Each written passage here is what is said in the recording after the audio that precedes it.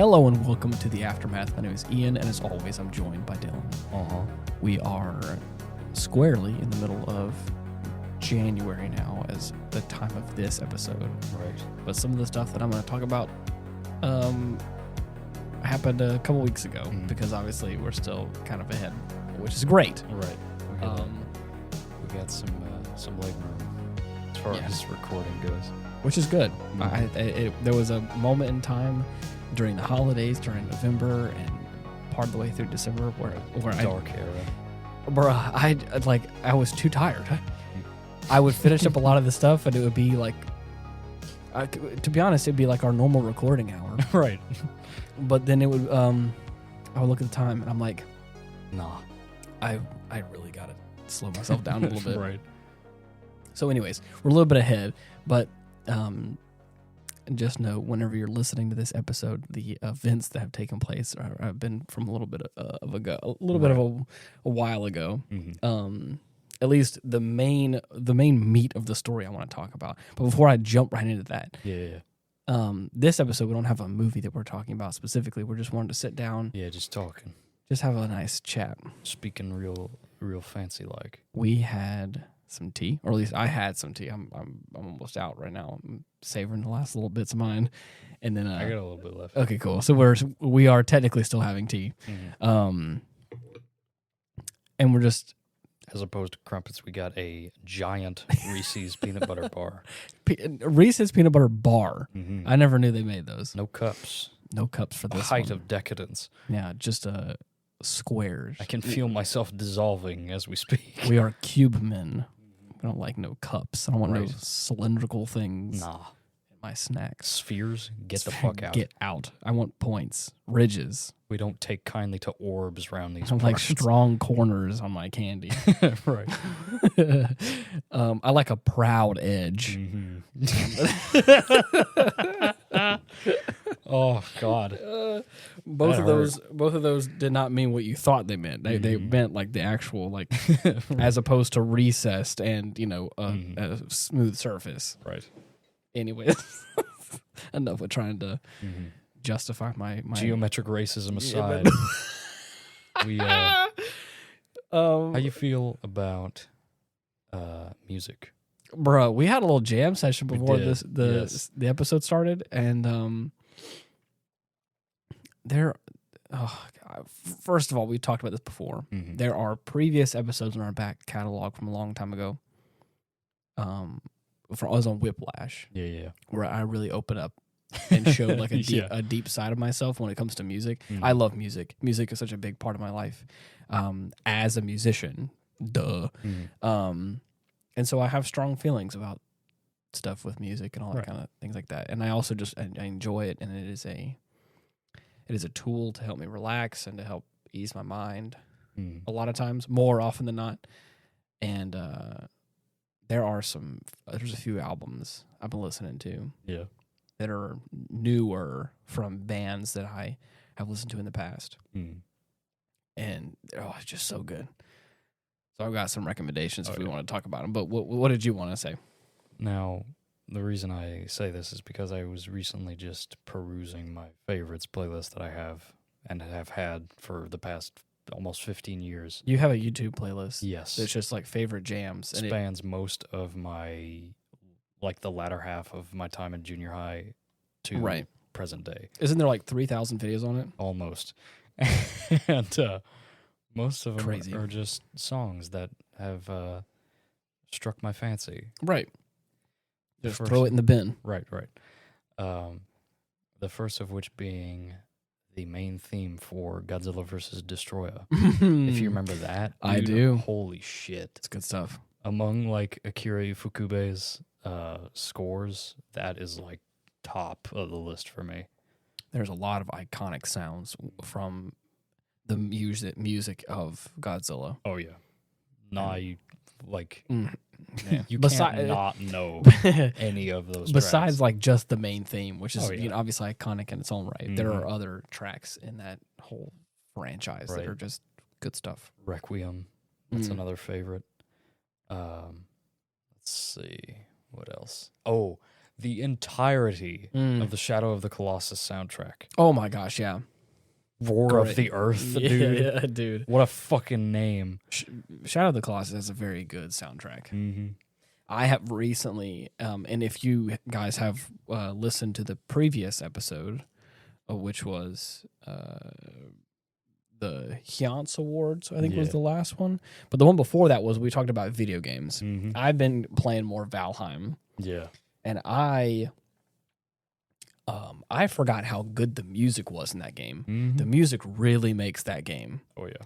There is a setting in the menu that is, I think, called continuous music, where if you like go from one area to the next, it slowly fades from one track to the next, so it feels starts up another. It feels seamless, which is great. And I love that. Yep. There's a lot of tracks. I just recently favorited the album on Spotify and was like listening to a couple of the tracks. The home one is like a good one. Oh yeah, that is like a real cozy. Right. The Dark Forest, which is like kind of the next biome you go to for like the like harder equipment. It's not as safe, and it is like that next threshold, and like you're going into dangerous territory. Right. Has such like an ominous like feel to it, and foreboding. Like, super cool. Yeah, it's a great track, and it goes very well with the kind of aesthetic of that land. So, love it. Yeah, whole track's interesting.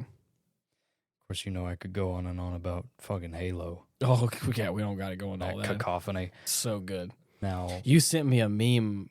Probably a couple weeks ago me of like listening to my disorganized Halo playlist.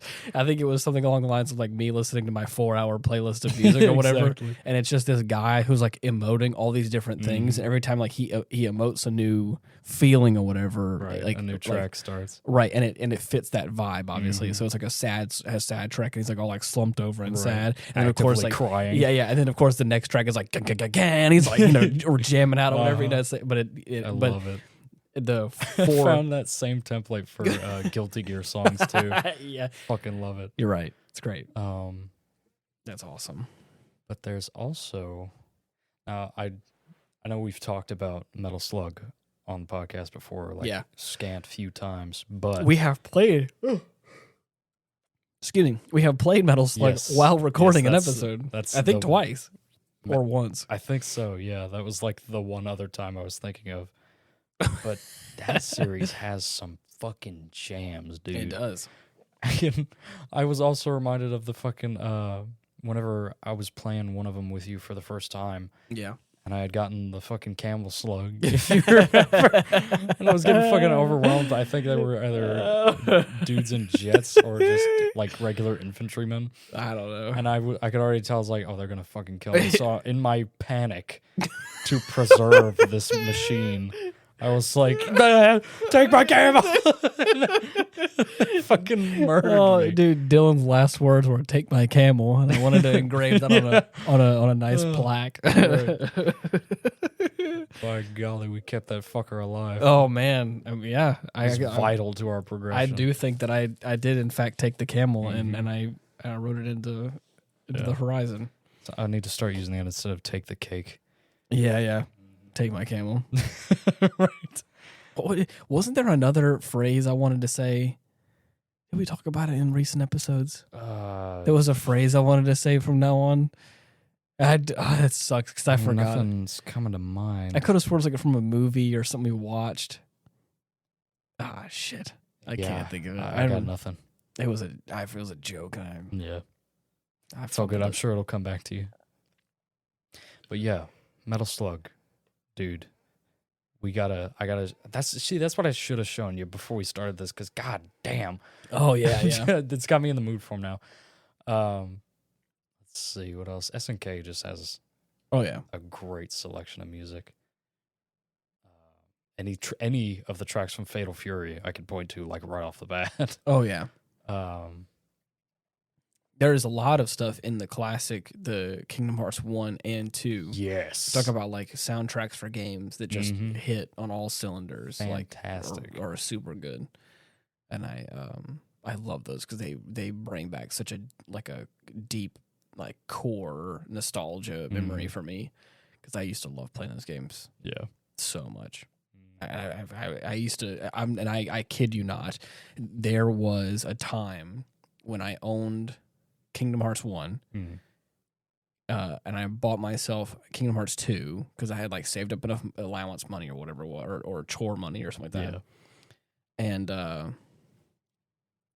And by that time, when 2 came out, my brothers were starting to play it, and they were falling in love with it as well. And they were beginning to take my copy of Kingdom Hearts 2, and I didn't like that because it was mine. Right. My mom was like, well, you got to share it. I was like, no, I spent my money on it, and I want to keep this game. And she like forced me to share it with my 2 younger brothers. And so needless to say, I ended up buying a second copy of Kingdom Hearts 2 for myself. Damn. So that way I kept it hidden. Wow. I had its own special secluded area that I had like tucked away, and I was like, no one will ever find this copy. That's funny. And I think at that time I also had worn out the first copy of Kingdom Hearts 1, and I bought a second one of that one too, just for myself. So that's nice. I've only done that for a handful of games. But see, in recent years I've found myself doing the same thing. Yeah. Either getting multiple copies of the same game for different systems. Yeah. Or for different people. Yeah, right. Like, I've bought Grand Blue Fantasy versus Rising like twice now. Really? Yeah.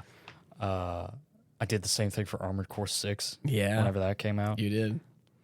You were really cashing in Armored Core 6. I was. No More Heroes 3, I have bought three times. Okay. Total. Yes. Really? Yeah.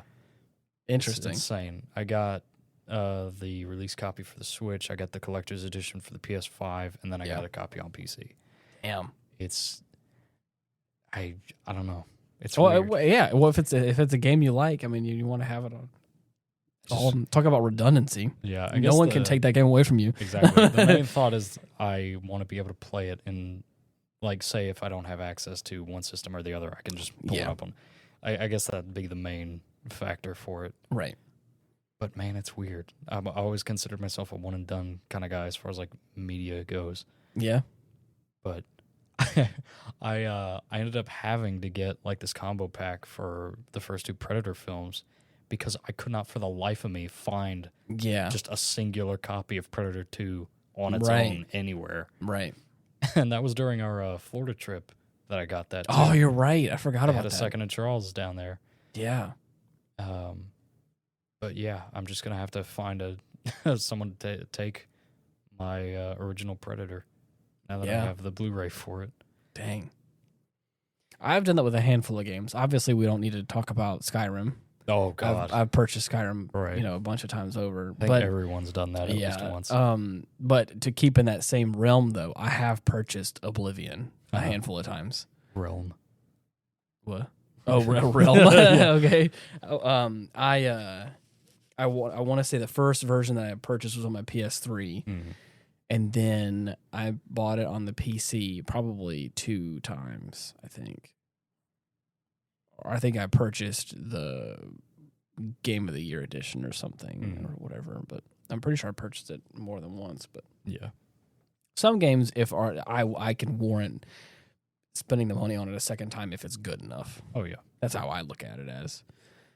Yeah, that's fair. That works. I have spent a bunch of money on Kingdom Hearts, and I know that on the Epic Games launcher, I can buy like the whole collection, and I've considered it because I'm like, I want it on my PC now. So I was lucky enough to get the Story So Far collection they released for the PS4. Yeah. So I've got like everything now, 3 included. That's cool. But I've done the same thing with like Ratchet and Clank, Sly Cooper. Like I've probably purchased those a handful of times. Also, some great soundtracks in those games as well. But yeah, anyways, keeping in the same realm of Oblivion has a great soundtrack. I have never played now, and this is probably. I would probably wager it's probably 100% biased, but like I have loved the soundtrack of Oblivion, and it's been my favorite. I kind of tout it as like one of the best like atmospheric like RPG stuff, and I know there's better out there, but I like I said, I think I am personally talking from a place of like a nostalgic bias because I had a lot of core pivotal memories with RPGs in Oblivion. Grew up on that stuff. Yeah, and I really cut my teeth on that kind of stuff, and so I think that's where there's a lot of like deep core memories with that game as well. Mm-hmm. But to say all that, like I did have friends. I had a friend specifically that loved Zelda, and we got the chance to play through like Ocarina of Time. So you talk about like the iconic music for like an RPG game. Oh yeah, we got Song of Storms. Oh yeah, we got motherfucking Lost Woods. Sorriest Song. God damn. All the greats. What is it called? Gerudo of Fire, whatever it's called. Oh, the Gerudo Desert. Yeah, or what? Fire or something, or whatever the heck it's called. I don't know. Oh shit, Borleo of Fire. Oh yeah. Yeah, it's another good one. There's a whole bunch of songs in that that are pretty good. I always liked the theme of the Great Deku Tree. Yeah, that played after you like actually went into the tree. Yeah, just that ambient like droning, but still with like this slow melody. I love it. Super cool. Mm-hmm. I'm not gonna lie. I'm still thinking about what that catchphrase was that I wanted to say. Yeah. From now on, I can't think about it. It's like the reason why I'm bringing it up is because it's kind of still like, itching in the back of my head. I could have sworn we played a game, or we watched a movie recently, and something was brought up, and I was like, I need to say that from now on.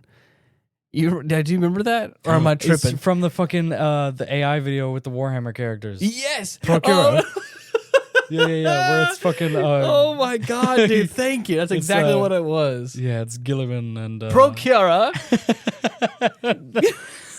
And fucking Lionel Johnson at the drive-thru. And he's talking to the person in the talk box for the drive-thru. He's like, Procura, I would like a filet of fish, please. Yeah. or a fish sandwich. Does this creature require of me, Gilliman? He wants you to say filet of fish. I'm not saying that. Gilliman, come on. I refuse. I don't even want that atrocity in my vehicle. Let alone say its name like I'm inviting it in like an omen. Right. Oh, man. I love how Alduin sitting there, what's the deal with this Gilly man? Right. Who is the Gilly man? Oh man, thank you. That helped me out. Yeah. Oh wow, that feels good. Yeah. Feels like a weight's been lifted off my shoulders. Yeah, for anyone curious, check out Blade of Omegon on YouTube. Hilarious. Fucking gut-busting videos. Bruh. I don't even want to spoil any of it. It's right. good stuff. Yeah, well, the name is enough. We'll leave it with that. Yeah. But back on topic. Yes. I showed you a couple of tracks before we started. Yeah. One of which being In Your Belief from Asura's Wrath. Yeah. That is... I won't say it's my favorite because He Who Spins Samsara is my favorite track from the game. Yeah. Like the theme you fight the final true boss in. Yeah. But it is just so majestic and fucking sweeping grandeur. Yeah. That I can't help but put it I love high on the list. I love a good song that just feels huge, or just in the vibe of just the, like you said before, grandeur and majestic and big and just. It's the drums, those big ass drums that always sell it for me, dude. There has been times where I run sound for bands. There was a specific group that I was running sound for this Christmas event. Yeah. And they were going all out for this final joy to the world thing. And man, I had added a little extra reverb on all the voices to make it feel like it was really echoing in this kind of medium-sized room. Yeah. But man, I really pushed it on those drums. I pushed it on the drums, and the reverb that I have on the drums is the toms, the snare, and that's it. So it just is the doo doo and the and this huge and he already has it pretty low, the snare, and kind of washy a little bit. And man, they were singing "Joy to the World," and he was like doing this drum run, and I mean, I had the reverb like pushed pretty hard, same way, and made it feel huge. We're not in this massive room. We're like a pretty, like I said, medium sized like room for like a show or a concert or whatever. Yeah. And I mean, he was like, and it was like, damn. Your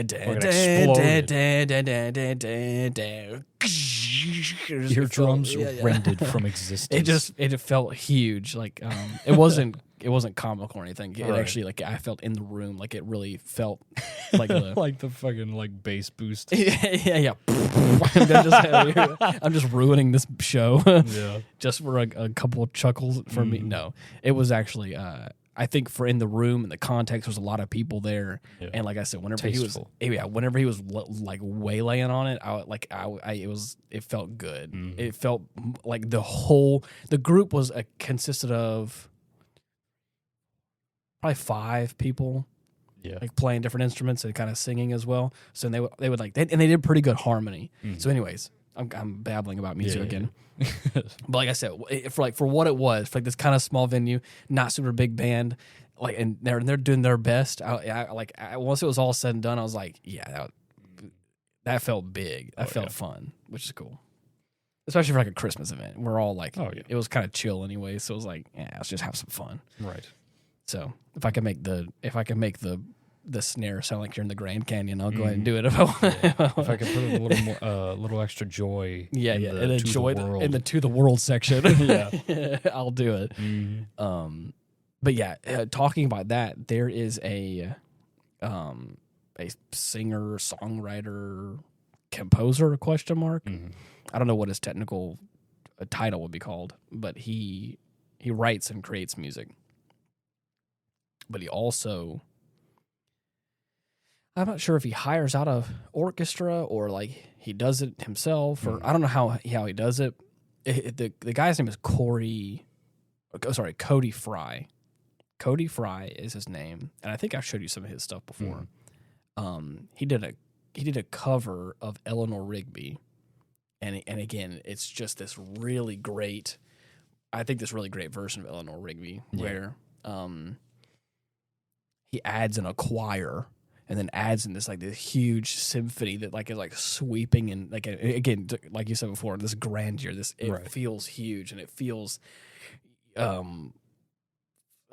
celestial, like out of this world. Where it's just like it's these everyone's crescendoing and it's beautiful. Big sound, big sound. Yeah, that's my favorite. Big sound, right? I like the loud. Yeah. Welcome. This is my company, and I'm the CEO of this company. We're called Big Sound. Right. Yeah. I'm CEO of Loud. Jeez. Would you like a job?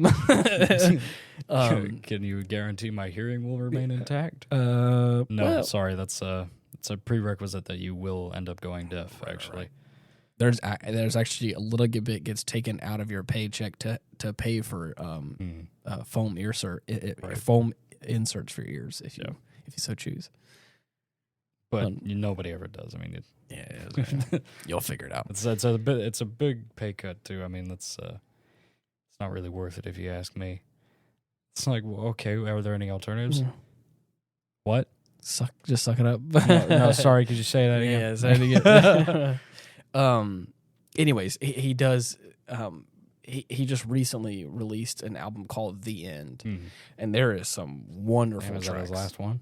I don't think so. Oh, okay.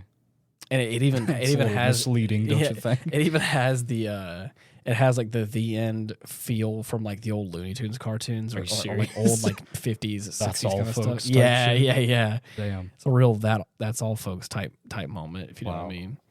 Let me pull it up for a second and show you. It's like a little different colored, but it has that same vibe. Yeah.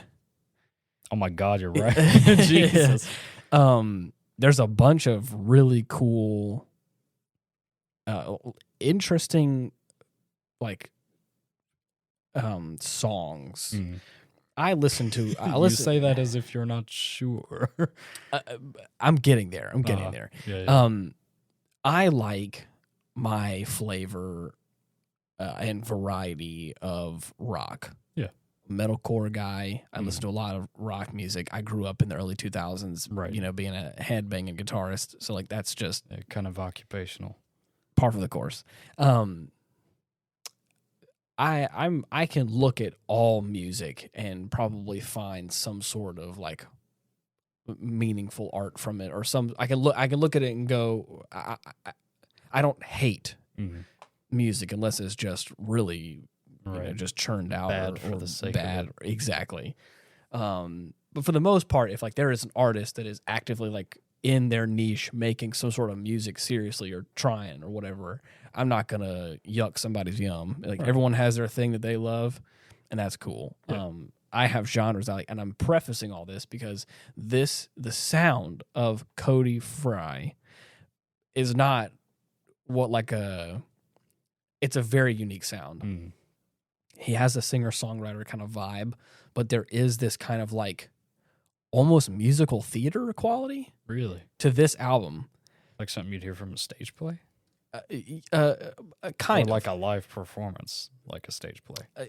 Yes, kind of. There is a song called Waltz for Sweatpants, and that feels like the in a Disney movie when the Disney princess is about to have the apex moment of her story, and she gets that big song. Yeah. Like, for instance, Elsa. Everyone knows the Let It Go song. It's like that big pivotal song before the hero's journey begins or before the shift over. This song, Waltz for Sweatpants, is like a fun song about he and this female in question. I'm not sure what the relation is or whatever. I think it's some sort of love interest where like they're amongst all these like dolled up people, but you and me here just dressed up kind of normally, and we're able to still have fun, and like there's this lovely message behind it. But the sweeping melodies with this beautiful symphony in the background and this kind of like choir of people, and the way it sounds fucking magical. It sounds a little magical, and it sounds like it is his Disney princess song. Oh my god! Where like not like in a weird way, but like but the way in which like he's giving it his all, and it's just like these. Da, da, da, da, da, da, ba, ba, ba. Like I could see him on a stage like doing like musical theater to this song. It fits that mold. It does. If you want me to, like afterwards, I'll show you a little bit of it because like again, not really the kind of music. I don't really like go out and search for Disney music all the time or like musical theater. Not really my like jam. But the fact that like this guy is like writing his own music and like doing this and like. He has a sound, and he has like not all his songs are like that, but like, anyways, there's more reasons why I like this album specifically. Yeah, but that one is a weird song that is an outlier that on this album of like these really awesome, sometimes funky, has a really cool bass player in it. It's like really cool. It's got the groove. And then all of a sudden you have this one where you're like, man, I feel like you're, I feel like you're a Disney prince. You're fucking singing, you're singing your heart out. Where's the animal congregation of people that are all going to come and sing? And yeah, it's what it feels like. And it, I don't know. And I love it. And I like, because it's so big and it feels huge. And there's this orchestra on top of like what would be like a regular band of like drums and guitars and stuff where it's like, the meshing of worlds of like this classical feel and again and I feel like I'm in a Disney movie. It's like I love that because I'm like, what? You just showed me a song before we did this show of like I don't even know how to describe it. How would you describe that song you just showed me from what's called Money? Angeles. Yeah, I would say it's like retro, but it reminds me of something you would hear in the 80s. But it uses this almost, I want to say, I guess the main thing I could compare it to would be a something you might hear on a Game Boy Advance. Yeah. Like the kind of sound, like just the way the instruments sound. Yeah. There's a bit of a chiptune vibe to it. But there was like it also feels a little chaotic. Yeah. Okay. Holy shit. Yeah, I really like it. There was a... It's true, I do. Yeah. It feels a little chaotic because it doesn't feel like traditional music does, where there's like verse, chorus, bridge, chorus kind of thing, like the standard format for a song. It felt a little irregular. It felt a little out of tune sometimes. The beat was like, it had a rhythm and it felt good, and then sometimes it's a little different. And so what I would say for that was, you're right, it felt a little retro in a lot of ways because it has like different sounds from all these different eras. It feels a little glitchy, feels a little new and strange. And then like on top of all that, like it just kind of kept me guessing. Yeah. Because it was hard to nail down. Once I got my finger on what was happening, it would change something different. I'm like, okay, well, where am I now? Yeah. And then which is cool and it's fun. It's its own thing. And that's what I like. I like art that makes me feel something. And I've talked about that on this show before, specifically with movies. I like a movie that's gonna make me feel something, whether it's anger or confusion or or whatever. Sometimes some are better than others at doing that. Right. But I like that with other forms of art as well. Music being one of them. There are some albums that can. Is there any more that you want? Because I feel like I'm about to hit another nerve. I'm about to start rolling down another rabbit hole. Oh shit! I was gonna nail on Panzer Dragoon's Dude. soundtrack. What a good soundtrack. I've shown you a few tracks from it, but it just keeps going, man. Like for all 4 games, they have so many good ones. They do. I really like all the lyrical ones. Any of them that have vocals are always my favorites. But the Fallen Ground specifically, is one that you are familiar with, I believe. Right. Just super nice, almost like ethereal. Just there are certain sounds that kind of are attributed with feelings in nature. Water being one of them has like a specific like sound that like people kind of like to attribute to that, especially with video games and stuff. Yeah. But there is this certain way of writing music for flying that it feels fun because it feels weightless. Yeah. It feels big. The track Flight from the first Panzer Dragoon comes to mind. That shit is what I would be hearing in my head if I was ever able to fly. Yeah. And and I have another one for me that I know that I'll probably talk about, or I'll bring up because I think the actual name of it is but anyways, there is a way in which you can write music where like you let the chords ring out, you strum like long strums open, and everything feels a little long-winded. Everything's like everything's floating out, everything's hanging out. And another one that comes to mind that writes just like that, that's really good, is that one from Halo. The one with, I think it's from the guy, the guitarist. I can't remember his name. Follow in Flight. Yeah. I love that one. Yeah, and but it has like this open, it starts off with having these long open chords, and it just feels like it feels like you're free falling as the music is going. It's just I'm flying out. Yeah, which is a great vibe as well. A lot of games do that as well with like air, when they talk about air or flight or that kind of stuff. That's that same sort of motif that they go to. To get that sound across. And I think that Panzer Dragoon has a handful of tracks that kind of that hammer that same vibe down. You're like, I just feel weightless, and which is the whole it's perfect. The whole MO of the game is flying a dragon. Right. Like, so hey, nailed that one. Yeah. What I wanted to talk about, going back to what I'd put a pause on for a moment, talking about how there's good albums that elicit an emotion that make you feel something. Dude. There's a band called Nothing More that I've listened to for a long time now. And they came out with a new album sometime this year, I think, sometime in September, I believe. And I've been listening to that whole album. Super good.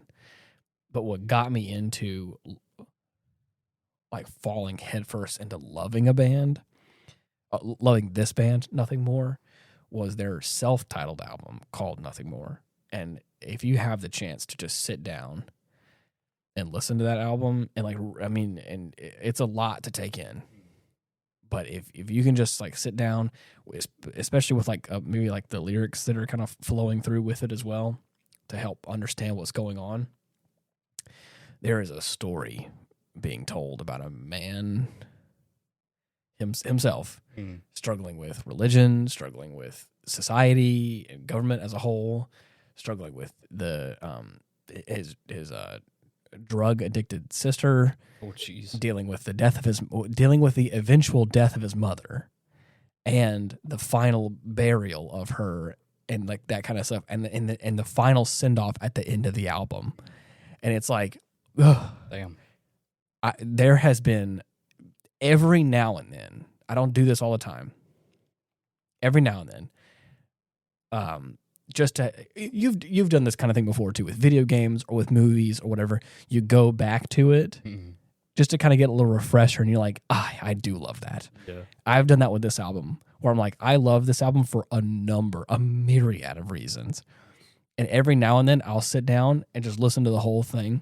I think it's about an hour, worth of worth of tracks. And I'll listen to the whole thing. And at the end of it, the last time I think I did this was when I lived in Canada, I think. Really. So it's been a while for me. Yeah. But the music is all mixed very well. The guitars and the bass are all like in there. They're locked in. They sound amazing. The drum kit, chef's kiss. Yeah. Beautiful. The whole drum kit sounds phenomenal on this album. It's a rock album. But I have in the past listened to this whole thing, just loving the songs. But then, and I will never forget, I was home alone whenever I had finished it, and I was like, tidying up or doing things like I normally do. And I remember sitting down for like the last 2 or 3 tracks on the album with my headphones in, and really feeling the nuance and really hearing all the detail of like all the different little things that like you don't get from just like a car speaker or from a sound system, whatever. Yeah. Hearing all that in these headphones. The album was over, and just like that, I sat back and was like, damn. Yeah. And because at a certain point, it made me emotional enough where I felt like I was going to cry a little bit. But like once it's all over, you're like, wow, wow. Yeah. Like that, it hits. You're like, I am a different person for experiencing this art right now. And it's like, yeah. I don't know any other way to put it like that. Life-changing this album. Yeah. Well, for me at least. I mean, there's a number of reasons, but whenever you look into it, again, if you know anything about the person behind the music, and you kind of look between the lines of these lyrics and stuff, and you kind of take some creative liberties with like what's being presented to you, and kind of like, you putting your own context on it, like you would with any art. You view a movie, you listen to a song, and you kind of interpret it your own way. For me, the way I kind of interpreted what was being told to me, or at least what I was being perceived, was very emotional, very impactful. And it deals with some heavy stuff, and I love that. There's some the same person writes a song about his father growing old, and he loves his dad, and the kind of the passing of the torch from like him, from his father to him. The same thing. I love my dad. I've been really close to my dad for a long time, and to hear that song, that one specifically hit me in a whole new way, because I was like, damn, like that. Because like the song kind of like focuses around the fact that like his dad is giving him words of encouragement for like growing old in life, and it's like, damn, that's cool, and it's really impactful. So, anyways, that's just good stuff. I've been listening to that album recently, and I have been falling in love with a couple of tracks because it's just super good. Have you ever had a music album or like music that makes you like feel something like that? Excitement, obviously, it's a big one, but anything that makes you feel like you're like I feel a little touched, or I feel I guess nothing's really resonated with me emotionally, Mhm. at least that I can think of. It's mainly just stuff that I don't know. It's hard to explain. I guess as far as something that's stuck with me and that I will remember for all time, it's probably got to be the Shadow of the Colossus soundtrack. Going back to that, I mean, that's a big one for me. Yeah. That's crazy. Black Sabbath, dude. Okay. Yeah. And Judas Priest. Okay. Ronnie James Dio. Those are some big ones. All those guys, yeah. Love their stuff. Yeah. Didn't your family show you those? Oh, yeah. My family, yeah. Holy shit. Dude. Yeah.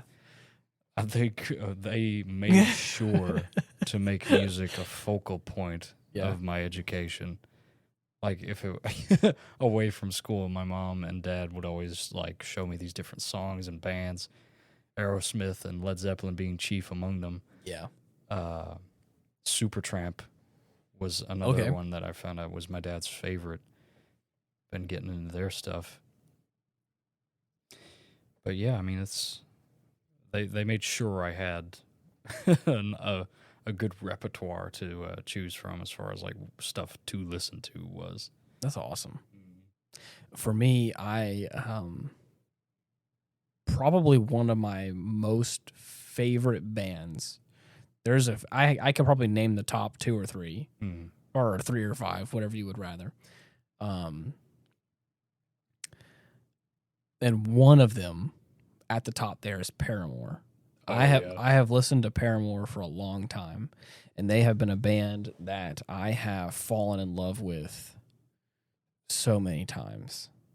I've had the fortune of meeting them twice and going to their, I think, 3 of their shows. Wow. And I love their music. I specifically love Haley Williams, the lead singer. I think she's wonderful. She's gone through a lot, done a lot of stuff, but is also like such a strong, like, female rock singer, or just a female artist in general, and is wonderful. And I think she's awesome.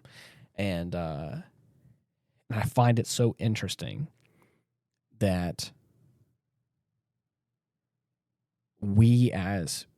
I grew up in a time when their music was top of the charts, and I loved it. That genre, that vibe was something that molded me into the person that I am. But at the same time, I have evolved as a person, and the thing that I think is so interesting is that them as a group, as Paramore, have also evolved and shifted over the years, and we've kind of evolved and shifted in the same way. Or in similar ways. Yeah. I used to be very narrow and very niche with like what my music interest was or what my creative taste was or whatever. And now I feel like, just like them, that they can like spread out into a whole new range of music or sounds or genres, if you want to call it that.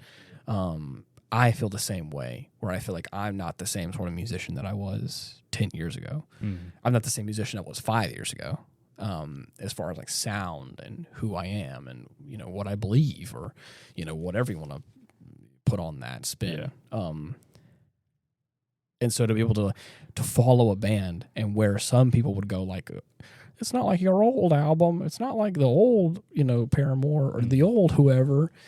I know that artists evolve. I know that artists change. I know that because I'm that. I'm not just put in a box. I'm not just this one album. I'm not this one song. I'm a person that can try new things, and if they don't like it, then I can change. And so to be able to follow a band and kind of like closely align myself with kind of the way they're also evolving and like kind of moving into some new creative space, and I'm like, you know what, I dig this too, and I have been a part of that for a long time. There has been the reason I'm prefacing all this is because like there are a handful of songs throughout each of the Paramore albums that I feel like I've really connected with for a specific reason. Mm-hmm. And there is a lovely song on the newest album from Paramore called the album is called This Is Why, but the song is second to last, and it's called Crave. Mm-hmm. Oh, yeah. Few times, this doesn't happen often. I wouldn't say I'm a super emotional person. Mm-hmm. Where like every little thing just makes me cry, right. But I do think I'm probably a little more sensitive than some people. Mm-hmm. At least when it comes to music or art that I feel like I'm really connected with, like this band. Like I just said, I've been through a lot with this band because I feel like this band has been through a lot with me in my life because I feel like I've always gone back to their music because it's always meant something to me in some way. Yeah. And so with that, I think I'm also, like I said at the beginning of this episode, I have a little nostalgic bias. But the song Crave talks about but I know the feeling will come in to an end. Mm-hmm. These are the lyrics? Yeah. Oh, okay. Basically saying that like I'm trying to savor the moment, but I know the feeling will come to an end. So I crave to do it all again. Crave to do it all again. Mm-hmm. Just for a second, it all felt simple. I'm already missing it. So I crave to do it all again. And it just, you're right. And the thing is, I don't know, just like with any other art, just like with any other art or music or whatever, it's all subject to interpretation. Right. A lot of times anybody could make anything out of that. You're right. Exactly. And for me, from hearing the rest of the context of the song and for knowing that the band and knowing what they're going through right now with the whole transition into this new album and this new kind of like, because they did kind of split up for a while and went to do their own separate things, and now they're coming back together. Mm-hmm. And so I interpreted this song as them, because I think it also says it kind of in the context of the song of like, back then, everything felt a little simple, but I crave to do it all again if I had the chance, because it was so much fun and it was a wild ride. And I feel like I'm in the same spot where I feel like I'm about to hit 30. Yeah. And I feel like my life is in this different place right now. Mm. And I feel like I'm happy, and there's a lot of opportunities coming up, and there's some changes in life and things like that. And at the same time, it's like I look back on some of the fun that I had in my teenage years, some of the fun that I had in my early 20s, and some of the dumb decisions that I made. But I crave to do all of it again if I had the chance. Mm. To just like wouldn't change anything. It wouldn't change anything. I made the mistakes that I made, and it's made me who I am today. Mm-hmm. But at the same time, it's like all those fun times that I had, all those memories that I made with friends that are either here or not here, or that have moved on, or that have passed away. Yeah. Even I crave to do it all again, and to be able to hear that song, and to just hear her voice, and to hear what she's saying. And of course she has such a powerful, I think, emotional voice in some way. Mm-hmm. And so to hear that, like I've heard this album a couple times, and this is what happens with me. So, or I think many people kind of can attest to this as well. Yeah. Be like, you'll listen to an album, listen to a few songs, whatever. And then after, after a couple of days of listening to it once here or once there, a song will stick out and mean something new. And that's what that song did to me out of nowhere. I was driving home from work, and I had like just picked up where I left off. And then eventually that song came on, and I was driving home, and I just had the chance to listen to the lyrics, clear my head. And I was like, damn. Yeah. I'm about to cry. I was like, shit, this is like kind of moving me in a whole new way of like, I feel the same way. Mm-hmm. And that's what I mean. Like yeah, if you're in the right headspace, music will do that. That's what I'm saying. It's weird, man. It is. Even something as simple as like there's a metal album. There's a metal group called Brothers of Metal. Yeah. And they're a Viking metal band. Right. And they talk about I think it's called the Embolus Saga. Mm-hmm. Great album. If you like metal, even just a little bit, or you want to have a fun story to be told to you from a bunch of like Icelandic people that are pseudo Vikings on a metal album, it's fun. I think that stuff is fun. I think it's great. There is a line in one of their ending songs that is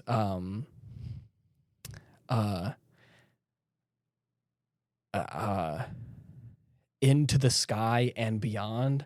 I want to know what the limit of the sky is because I want to go even farther than that. And it's like just the idea of that, of like, you know, how pierce the heavens. Right, exactly. And it's like how encouraging. Tengen Toppa type beat. Exactly.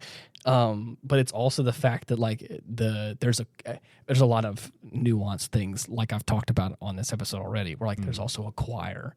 They do this really cool harmony. There's also these like, you know, crazy guitars that are also harmonizing, and like it feels big. Yeah. And I love a good big sound. That's what we're all about here. Big sound. We're all about big sound here, and that song specifically does that, and it really just it did the same thing. Or I'm listening to a bunch of Vikings chant about their sagas, and I'm over here like, damn, I'm about to get all teary-eyed at the fact that we're gonna, you know, pierce the heavens and go even farther than that, and I love that, and it makes me happy. I want to see if I can't find the lyrics for that, yeah, just because I'm curious. Oh man, if there are ever two groups that I will live the rest of my life regretting not being able to see live, yeah, it would be the Beastie Boys and Daft Punk. Oh, dude. I think you would have. Will I ever be more upset that I won't get to see a live performance of either of those? I think you would have lost your shit if you saw Daft Punk. I fucking would have, yes. That would have been wild. You want to talk about an emotional moment? You probably would have been like, damn, I'm on an all new high right now. Yeah. Both of them, really, but yeah, would have been great. But no, I was born too late. But yeah, I guess it would mainly just be all the oldies that just aren't touring anymore or aren't around anymore. But you know. Can I just read a little bit of this for you just as well? Sure. I talk about, I found lyrics for the song. Yeah. And I'm just going to read a little excerpt from this because I just think it's these words being sung by a woman in this like strong metal voice. Yeah. As well as like this choir of people and this amazing, you know, sweeping melodies on a guitar. Yeah. Reach for the horizon. Aim your gaze to the unknown. Tread into the fiery storm and watch their minds get blown. Damn. Braver than the bravest warrior of all, a strength so fierce and powerful as from the god of war. Wow. How far does the sky reach? I will strive to be greater than man. Grow, I will become the warrior. Rise above, sword in hand, reaching for my destiny. Glory to be the chosen ones. Warriors, let my hammers rise to the sky and beyond. We have just begun. Holy shit. Yeah, right. You see what I'm saying? That's fucking radical, dude. It's freaking metal. It's freaking metal as hell, dude. And I'm like, and so it's like at that point, like I'm just by myself in a car. And I'm like, hell yeah, dude, let's freaking go. Yeah. And I'm like, dudes will hear this and go, hell yeah. I did. I listened to that a handful of times. I always go, hell yeah. Mm-hmm. Anyways, so the law requires that I go hell yeah. I am dude for therefore I go hell yeah. Oh man. Gosh, you really got me all worked up, Dylan, on a tangent. Yeah. I thought we were going to be touching on something else. I mean, we are getting a demo for Relink, dude, this month, so. Be looking again, another great game. It's got some good soundtracks in it. Mm-hmm. Oh my god! Or at least for Fantasy Versus. Grand Blue has like what I would consider peak fantasy sound. Super cool. Mm-hmm. It's got a great sound. Yeah, good stuff, dude. I can't wait for Relink. Me neither. Do you want to know what I was doing last night? What? I was hovering my little mouse over the purchase button for Rising. Oh yeah. I was thinking about it. I was like, because now I think Chase has it now. I think Chase gifted it to Ethan. You obviously purchased it on launch, and I was like, I freaking feel left out, dude. I got Fantasy Versus, and I was like, I was gonna just hold on to that. Yeah. And out of spite, I wasn't gonna buy Rising yet because I was just upset with the whole co-op campaign, which I'm still a little salty about. But still, I was like, it's still a good game. I know, and that's why I was like, damn, maybe I should just do it. But I haven't done it yet. It's all good. Whenever the time is right. All right. To be honest, I was thinking about maybe I just buy Relink first, and then I'll wait, and then I'll do Rising possibly. So not a bad plan. Yeah. Drop the full amount on, because I'm pretty sure they may have some sort of deluxe edition or something like that. Oh, they do. I got that shit pre-ordered already. It's gonna be shipped to my our address. Dude, crazy. Hopefully, all in one piece. Oh gosh. But other than that, I mean, as soon as it's available on PC, I'm getting that shit on there too. Yeah. Double dipping. Because they don't have the separate editions available on there for pre-order, at least not on Steam or anywhere else that I've seen. But maybe it has to launch first. Probably. As soon as it was available, I went ahead and snagged that shit, placed my order, got my discount. Of course. Super nice. That's good. Yep. I'm set. Yeah, bruh. We're almost there. Almost, man. You've been waiting patiently. It's less than a month away. And that's crazy. It's so fucking... Dude, it's been in development for like a decade. It's insane to me that I've been waiting this long for a game. Yeah. And I knew about it. Like, with Armored Core, it was different. I waited just about the same amount of time. I just didn't know they were making a new one until like a year before. Right. Like, which, by the way, is crazy. You want to talk about a quick turnover. Yeah. You guys went from nothing to something in what felt like less than 2 years. Because when... I think we talked about this on the show. We don't got to... Yeah, we had it all a whole episode. We had a whole episode on it. We go listen to that one, and I won't bore you with the details on this one. But basically, we had talked about the fact that we had gotten teasers as people were being asked, like, how would you feel about a fighting game with robots? And of course, we're like, that sounds eerily similar to something. I think I remember a series like that. I don't know. Yeah. Once upon a time, early 2010s. Yeah. Anyways, so with that being said, like, I feel like if I was to make a proper assumption, I wouldn't be surprised if they didn't have any assets created for the game at that point in time. And it felt like in less than a year or two, they had a fully functioning game. Yeah. And I was like, bro, what? Damn. You guys cranked that shit out. But work. I know, and I think that's the thing.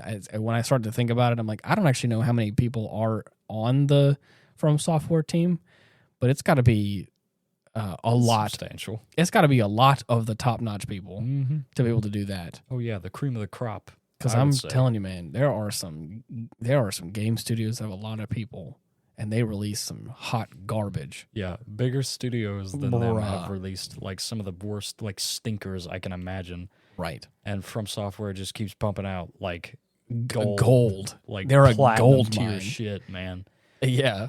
It's ridiculous. Literally shitting gold. That's what it feels like. They're just like, oh, oops, I dropped this Armored Core 6 Fires of Rubicon on the ground. Right. Do you guys like this? Are you kidding me? We'll pay for that. Yeah.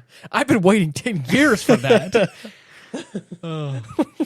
My well runs dry and you're over here drowning. Yeah. Man. Crazy. Anyways, enough about that. Good stuff. But that's what it feels like, though. Yeah. Crazy. Couple things to look forward to. Yeah. Can't wait for Homeworld 3 either. Oh, yeah. That's going to be good. It's going to be a good one. I was waiting to tell this kind of story for the end, if you would indulge me so much. Yeah. Is there anything else that, before we continue though, and I feel like I'm going to get derailed a little bit, and it's going to be kind of funny. Is there anything else you want to talk about as far as music? Because I feel like I yammered on a lot, and I want to make sure you have your place to speak. Because like I love how in the beginning of this episode I prefaced by saying like, oh, I like music a lot. Whenever you ask me that, right, it could be a touchy subject because of we know XYZ or whatever, and then I go yammering on about my favorite music for those days. So exactly. Anyways, there are some other great albums I've been listening to as well that I'm trying to think about. Like there are the newest one from Nothing More I was talking about, the one from Cody Fry. I could have swore there was something else, but I can't think of it now. And that's okay. But anyways, there's a bunch of music that's super great. Makes you feel something. Mm-hmm. Makes me well up inside. Yeah. On the same kind of topic as music, tonight, Mallory and I went to go see the Nutcracker. God. Uh-huh. How'd that go?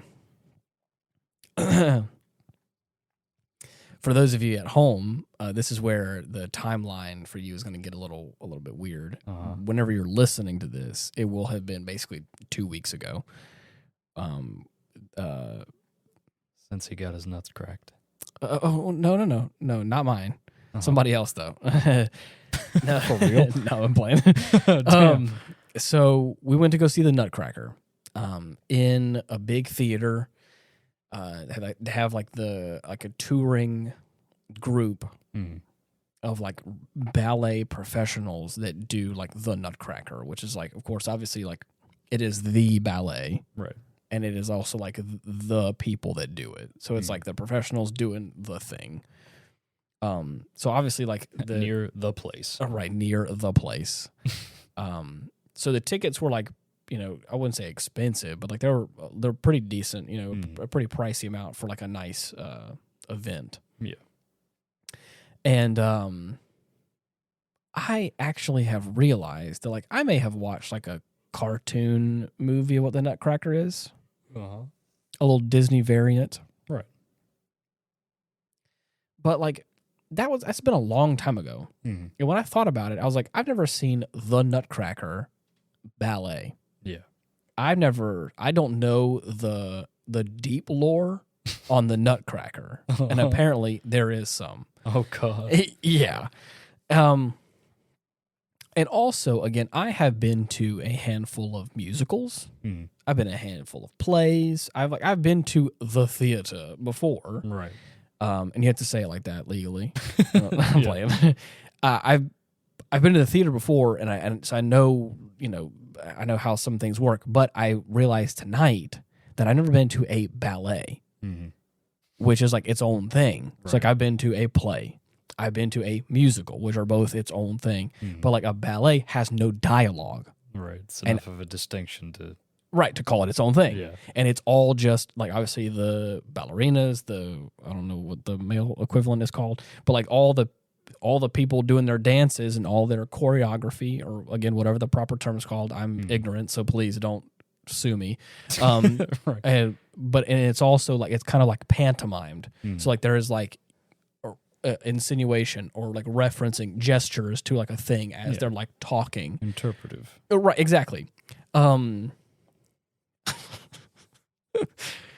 so like, obviously like we get like a little bit into this and I was like, oh shit, like I don't know what a ballet is. And I'm now in the moment understanding what that means. We're like, it's gonna be interpretive. Right. And I'm like, okay, cool. Telling a story through dance. Exactly. I'm gonna go ahead and adjust my expectations now. Because I've never been to a ballet before, so I don't know what I'm supposed to expect. So now I'm like, cool, I'm buckled in. We ain't got no dialogue. It's just gonna be beautiful symphony from here on.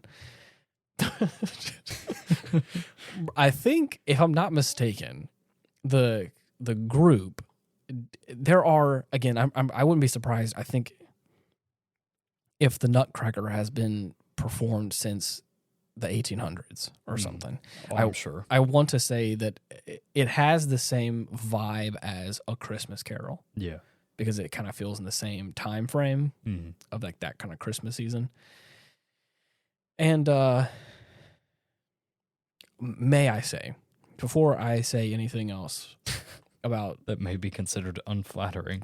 Precisely. Thank you, Dylan. The costume design, phenomenal. Yeah. The costumes of the ballerinas, the male equivalents with all their their 1800s kind of like Victorian aesthetic Coiffs. Yeah, right. Yeah, pleats.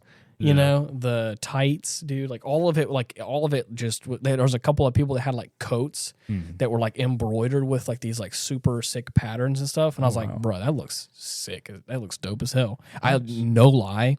There's like I would call him like our host of the night, quote unquote. He's like the toy maker. Oh, okay. And he starts off the performance, and he's like a regular reoccurring cast member that kind of shows up. He comes out in this like wonderful like plum colored robe or not robe like coat. Yeah. And it's like a knee-length coat. It's got gold embroidery on the side. It's got beautiful buttons, and it has all this like filigree on it, this like velvet or what, that kind of same vibe, whatever. Yeah. And he's like dancing and twirling and spinning around, like looking like a badass and stuff. And I no lie looked over and I was like, bro, why? I looked over at Mallory and I was like, why does he have to drip so hard, right, dude? Why's the fit go that hard? Yeah, I was like, why his drip got to be that hard? He's the best looking dude there. Damn.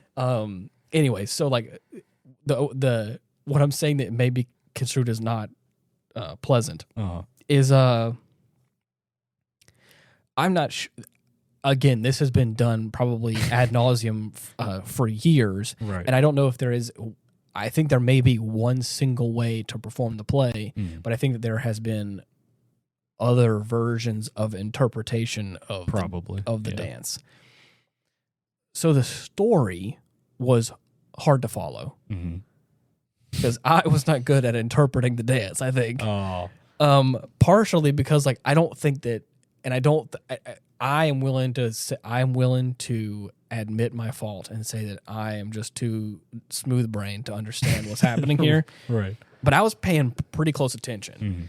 And there was a moment where I was like, so why are we here? What is happening? Yeah, what is happening? And again, maybe I am willing to say I'm just dumb and I need a little bit more of a backhanded gesture, like, hey, this is what we're doing, right? And I feel like it was a little too vague. So for me, it was the nut cracking part where he cracked everybody's nuts. No, dude, trust me, I'm getting there. What? Please, just wait. So, just so that way, I just want to ask you, devil's advocate. Yeah. Do you know the story of the Nutcracker? I know very little. Okay. Next to nothing. Okay. Because I feel like I thought I knew something, and I watched this and I was like, I know nothing. Damn. Is it one of those like really fucked up versions of like classic fairy tales? Like Grimm's Tales type shit? No, I don't think it's anything like that, but it definitely is a lot more involved than what I think was going on the stage. There is, the prologue is, it is Christmas Eve in a small town in Germany in the 1820s, which is crazy. The screaming 20s. Right. The screaming 20s, if you will. In the town square, the mysterious... I don't know how to properly pronounce that. Drosselmier presents a performance in his children's street theater and then hurries off to some sort of Christmas party with his gifts. That's not quite how ours was set up. Oh, yeah. Yeah. So I think that there was, I think that it was a double doozy of, I think that the group that we watched took some liberties on how they interpreted the story of the dance, and they did more of the dance and less of the interpreting of what's going on. I don't know if that's how you properly say that. Who knows? And also the fact that I knew nothing of the story, so I couldn't fill in the gaps with, they're just supposed to like Right. There's some exposition here that you don't know about, but I know what it is, so we can just skip past it. Right. I felt like I was watching like the abridged version of something that I was like, I don't know what the full story is, and we're like skipping over some like core detail, like with whenever we watch certain anime, it's all like compressed into a film, and I feel like I'm like, okay, so we just met this guy. His parents died, and I think he's about to die too, and I don't even know his name yet. Right. And so I'm like, but everyone's emotional. So I'm like, I feel like I should care about this character, but I don't. Yeah. And so like that's the same sort of kind of vibe that was going on, where I feel like we're. Anyways, it was nothing wrong. It was fun. Again, it was pretty. All the dance. You had a good time. We had a great time. Very entertaining. The dancers were very. I mean, they're obviously professional ballerinas, so like they were like. I mean, they're killing it. You get what you pay for. Exactly, and it was wonderful. But basically what happens is like there is a toy maker and he's like making toys. As he does. but he's able to like I think that in this interpretation, our lead character is Clara.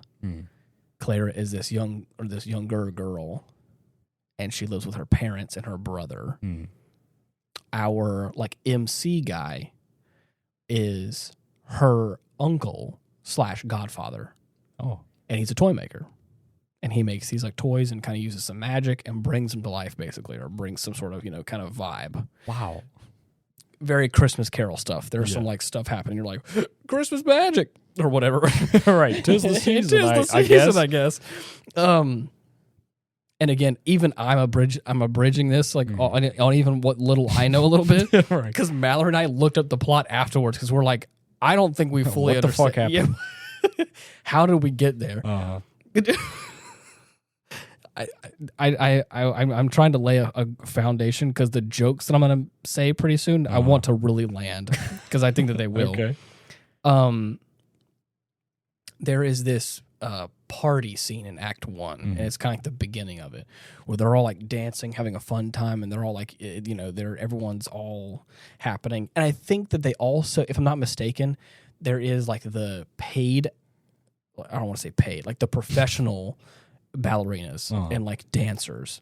And then there's a lot of like supplementary kids that are also dancing and like doing their numbers or whatever to kind of like help fill it out and like kind of like key points as like kind of like side filler distraction. Like right. Extras, but they're doing dancing routines. Like they're doing their whole thing or whatever. They're choreographed or they're like running in a circle around a thing. Like, so they're all like, it's all like, they all feel like part of the performance. It's not just a side thing. But I think I realized that I think are local hires. So they don't travel with them, but I think those are all from people from around here. I was like, so that's cool. Yeah. It's like, I mean, engaging people in the community. So I was like, that's kind of cool. Like you brought a whole bunch of kids, from early teens to like even some like older children really were like in this like age bracket that were all like dancers / ballerinas from the local area, and they had a whole bunch of them on there. Yeah, and I was like, hey, that's cool. But in this like party scene, basically he brings these toys around, and of course they all move around, and they all like they come up. Hey kids, you want to see a magic trick? But I think what the interpretation is that he's using mechanics. Right. Like he's using they're like a wind up toy, and it's perceived as they're alive, but they're not actually alive or whatever. And so if I'm not mistaken, the Nutcracker as a whole. After the party sequence and everyone goes home, Clara, our lead for this thing, goes to sleep and then dreams the rest of the play. Oh. So all of these like toys coming to life is all like her perception of what it is. See. Again, I didn't get that. But again, looking back on it, I'm like, okay, I could see how that connects. Right. At least that's what I think it is. Again, I could be bastardizing this, so please let me know that I'm wrong in the comments.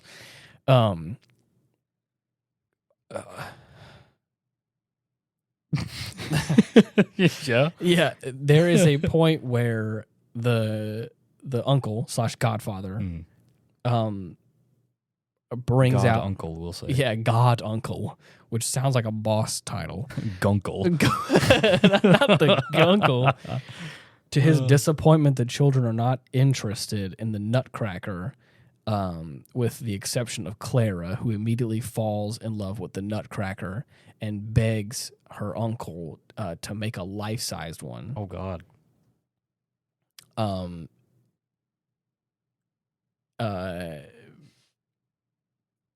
Basically, oh dude, the brother gets involved and gets jealous because then I think the uncle makes a Nutcracker for Clara. And the brother Fritz gets upset and breaks it or whatever, and makes it all sad or whatever. So the uncle, I think, makes a life-size one. And thus begins the kind of like what will be like the, her love for the Nutcracker and the magical whimsy of this kind of, like character will be in later. Let me tell you, dude, the Nutcracker character is a human, like as a person, is out on stage. He gets like kind of like quote unquote carried out on stage, gets put down, and he's there as a and this dude. Holy shit. This dude was in white tights. Like, again, like, like the spandex, or I don't see spandex, but like ballerina tights, whole leg. Dear God, this man had the most jacked legs. For real? Dude. Holy shit. This guy came out and of course, like his motion was that like the interpretation was like the uncle's like, ta-da, here you go, Clara, here's your Nutcracker. And his waving motion or like his like idle animation was he would like salute and put his hand down or like, that kind of like the, like, that's like his thing. He's like a soldier or whatever.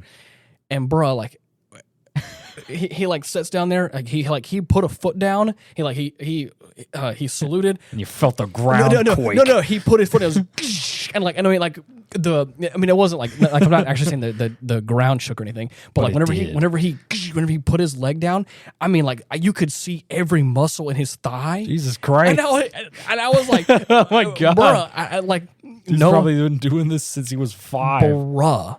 And so obviously how this plays out is like the Nutcracker obviously is like is the male lead of this as well. Yeah. So obviously like he's also like a very, like at this point in time, he seems like an auxiliary character, but this is also like the second lead. Yeah. In a way. And like I said, initially I was like, bruh. Like it was not like, I think he was also wearing a coat like or whatever, so I couldn't really see like if he was also jacked on top. Right. But I could clearly see every definition of muscle in his leg because of the tights that he was wearing. She was fucking jarring. Bro, because he would like, hey, they plop down this toy, quote unquote toy thing, and I'm like, bro, why is his legs freaking? He's caked up. I was like, shit, dude. And no lie, I looked over at Mallory, and Mallory's like, by God. And I was like, yes. Damn. And then, of course, we both made the joke. I was like, that dude can crack some nuts with his freaking thighs. Jesus. And throughout the whole film, or I don't want to say, sorry, film, you could tell it, Freudian slip. Throughout the whole ballet, I mean, it's almost distracting to a the only thing you could focus on. Yeah, because he would leap across his. I mean, and obviously they're ballerinas, so like their whole probably bound like a gazelle. That's what I'm saying. Their whole thing is looking weightless from jumping and like fluttering their legs and stuff. Must have been like an elephant in a tutu. No, like dude, it was like the thing is he would jump and land and like and when he would land, his legs would flex up, and you're like, bro, that guy could kick your chest in. Jesus. Almost guaranteed. Anyways, but like again, very talented. I'm making a joke, but it was also like it wasn't that distracting. It just for comedic value, it was hilarious to look and go, by God, dude. This dude's legs, man. I was jealous of this dude's legs. I was like, dude, it was crazy. Better start hitting the gym, bro. I was like, I don't know. I never wanted like the Nutcracker. I have never wanted to be a Nutcracker so bad. Oh my God. So anyways, to kind of like rush through this whole thing. And this is where it really gets into dream territory. Yeah. Because there's like a transformation scene where she tries, I think, to I don't know where I'm at. Yeah. Again, okay, some of this, I'm looking at the synopsis, and I don't think some of this was in our versions. I'm saying, right. I think I think they swept past some of this. I see. So she goes off to bed. The Nutcracker's there, and in the middle of the night, he's the Nutcracker prince, by the way. He has a bunch of tin soldiers that are also like his kind of goons or whatever. Yeah. But they're these mischievous mice, and they're led by the Mouse King. What? Yeah. I don't know if you knew this or not. I have no idea. The Rat King shows up. Oh my God. And he's got the his Royal Rat Authority. Bruh, he's got his merry band of freaking mousy boys. No fucking way. And they come running around, and they're trying to make a muck. Mouse King appears, and the battle intensifies. The Mouse King seems to have the upper hand when Clara, frightened, throws her slipper at him, enabling the Nutcracker prince to crack his nuts. Yeah, to crack his proverbial nuts. Oh my God. The thing is, like, that is compelling. Right. That is not what happened on the stage. Oh, okay. There was no slipper being thrown. There was a frightened Clara at one point in time, and there was a Rat King, or sorry, he's called a Mouse King, but this dude looked like a Rat King. That guy had a whole fit on, and he was like in a robe, and I was like, bro, that's the Rat King right there, dude. Yeah. And he's got a bunch of mousy boys running around. Holy shit! Yeah, it was crazy. And again, fighting wasn't really. I mean, they ran around each other and they frolicked and danced, and it was not really a fight sequence. There's only so many ways to fight as a ballerina, and that's okay. I get it, but I was not aware of how that happened or how that plays out. Yeah. And so I think that apparently they in this it says that he slays the mouse. I keep saying Rat King. He looks like a rat. Yeah. The Mouse King and distracted, But for us, the Mouse King showed back up at some point in time. Oh. So I don't know what. Anyways, there was a whole battle sequence. It was kind of crazy. Then this is where we got lost. Yeah. I think what's happening is that the girl is asleep. The Mouse King was again like a dream of like the Nutcracker being attacked, her love or her interest or whatever, and then I think there's a transformation of like the Nutcracker turns to life, and all of a sudden it's different. It's like, oh shit, now he's alive now, right? And I think that what happens at the tail end of the first act, then there's like a little intermission, and then the entire second act is like them going to these like different areas, like these different kind of lands. Which I think is like, they're categorized by like India and Spain, and so there's like other cultures are going to like these other countries, these other lands to like see these like lords and ladies or whatever, and like get their blessing or something like that. Right. I don't know what it all is supposed to mean in the grand scheme of things, but they start off by like it says the grateful Nutcracker prince invites Clara to join him on a journey through the magical forest, where they meet the Snow King and Queen and see snowflakes dance. Wow. Clara and the Nutcracker Prince continue on their journey as they travel on a cloud to the kingdom of the sweets. Hey, so in this sequence, they kind of like blow through, like they're in like the transformation thing stuff out. Now we're watching these like the snowfall stuff, and we're like, there's no real like explanation as to how we got here. Yeah. So we're just like watching these like snowflake people dancing around having a fun time, and then before you know it, like people in snowflake suits. No. Okay. Like they're like white and blue, and like they kind of like have like they're like snowflake adjacent. Yeah. I see. And there's also like there's like lights that have like snowflakes that are like twirling around and falling. So it's like it is like a kind of it's a whole vibe. Okay. It again looked professional, aesthetic. It was cool. Didn't look cheap or podunk or anything. Right. But again, I'm like, why are we watching these snowflakes? What's happening? How we get here? And again, also, I didn't fully understand like the transformation of the Nutcracker. So like now our lead Clara is dancing with this other guy with jacked legs. So like that has to be the Nutcracker guy, but he no longer has like the Nutcracker face. Yeah. He's like a normal dude now. And I'm like, all right. So he's now real. So I guess there was a transformation at some point. So they're like dancing around, having their stuff. And then like out of nowhere, she looks like Elsa from Frozen. She comes walking out. I'm like, bro, why is Elsa here? And then and she's like waving her hands, like doing her thing. And then this other dude comes out like this. He looks like Santa Claus, but purple. Grimace? What? He is, again, it matches the vibe. He's got a beard. He's got the white fur cuffs on everything, and it's all like this kind of like deep royal purple with like a pattern of like kind of snowflakes on it.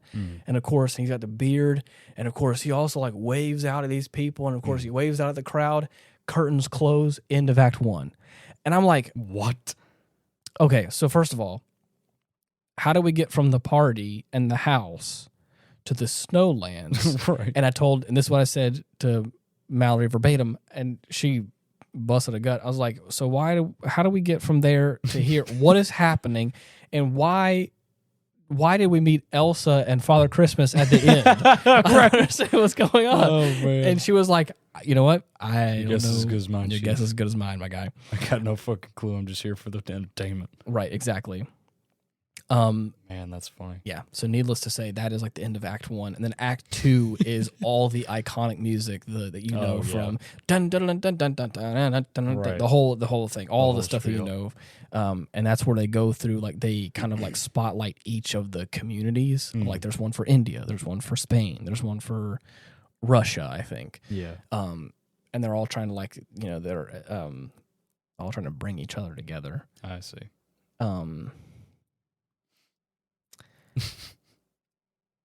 As the night goes on and the dream continues, the pages of the kingdom guide Clara on her journey back home. Clara awakens disoriented on the living room couch, cradling her Nutcracker doll. She remembers and wonders, was this all a dream? Yeah, it was a pretty lucid one, too. I'd imagine you ended up out of your bed and on the couch. Yep. So, Yep. There's a whole bunch that happens in Act 2 of like the, meeting of the people and all that kind of stuff. But I want to see if I can't find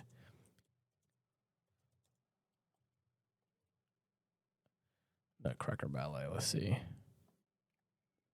I think Mallory typed in this, and this is what I thought was funny. It says the story centers around a young girl on Christmas Eve, and her awakening to the wider world and romantic love. The composer made selection. Okay, that's what I'm talking about. Right. Symbolism. Okay. Nutcracker is said to represent power and strength, serving somewhat like a like a watchdog guarding your family against danger. A Nutcracker bares its teeth. Oh, this is like a right. That's just like for a Nutcracker doll itself. That's what I thought. Wow. She basically there was like this interpretation of it, and the interpretation was something like it teaches us about love and compassion for others and the changing of the world or whatever. And she's like, I love that you got all that. I was having a hard time keeping up with what was going on. But anyways, like I said, it wasn't bad. I think that they had cut out some things. I think they trimmed up some areas, and then they condensed it a bit. I think that the big thing is they focused on the popular dances a lot in Act 2. So I think they shaved off areas that weren't super good. Each one of the spotlights for those like areas I was talking about, the group for like the quote unquote India country or whatever. I don't think they were. I think they were acrobats. I don't want to say contortionists. They were not only like ballerinas or whatever, but they wore like different clothes, and like the male and female like duo for them did some crazy stuff where like, he would stand and she would be like underneath him, and like he would like pull her, and like they would just do like these like kind of like flips around each other. Like it was just like it was so interesting how they're like moving all around each other and stuff. And I was like, bro, this is yeah, it's interesting. Mm-hmm. They're the ones that got the most applause because they were like doing some pretty wild stuff. Where like it